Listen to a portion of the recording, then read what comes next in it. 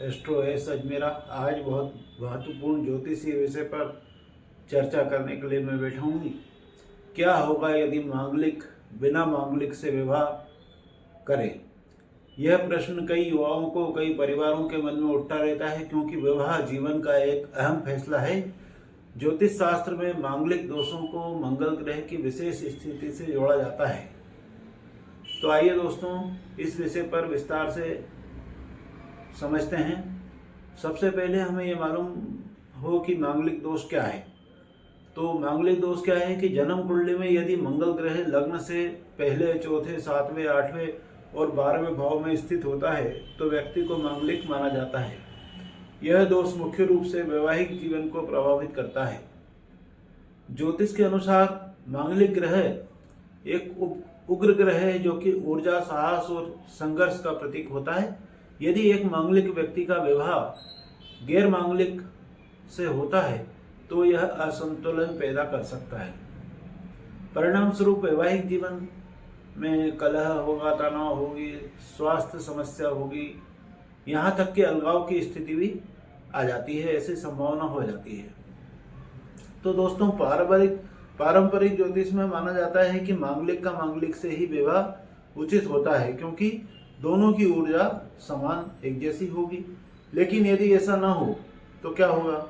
कई मामलों में इस मिश्रित विवाह से पति या पत्नी की सेहत पर बुरा असर पड़ सकता है। उदाहरण के लिए, यदि पति मांगलिक है और पत्नी गैर मांगलिक है तो क्या होगा? पत्नी को स्वास्थ्य संबंधी परेशानियां होंगी, जैसे सिर दर्द होगा, रक्तचाप, दुर्घटना हो सकती है। यदि पत्नी मांगलिक है और पति गैर मांगलिक है तो क्या होगा? आर्थिक हानि होगी, कैरियर में बाधा आएगी। कुछ ज्योतिषों का मानना है कि यह दोष जीवन साथी की मृत्यु तक का कारण बन सकता है। हालांकि यह हर कुंडली पर लागू नहीं होता है, अलग अलग कुंडलियों पर निर्भर करता है, लेकिन इसमें चिंता कोई बात नहीं है। ज्योतिष में हर समस्या का समाधान है। यदि ऐसा विवाह हो रहा है तो पहले कुंडली मिलान करवाना चाहिए। मांगलिक दोष के प्रभाव को कम करने के लिए कुछ उपाय हैं, उनको कर लेना चाहिए। जैसे कि आप मंगलवार का व्रत कर लो, हनुमान चालीसा का पाठ कर लो, मंगल यंत्र की स्थापना कर लो। शुभ विवाह मांगलिक को पहले पेड़ या मिट्टी के घड़े से विवाह को, जिसको कुंभ विवाह बोलते हैं, वो कर सकते हैं। ये उपाय मंगल की उग्रता को थोड़ा शांत कर देते हैं और वैवाहिक सुख सुनिश्चित करते हैं। कई वास्तविक उदाहरणों में यह देखा गया है कि सही उपायों से ऐसे विवाह सफल हो जाते हैं। प्रिय दर्शकों, यदि आपको यह जानकारी उपयोगी लग रही हो तो कृपया आप मेरे चैनल को सब्सक्राइब कर दें, वीडियो को लाइक कर लें।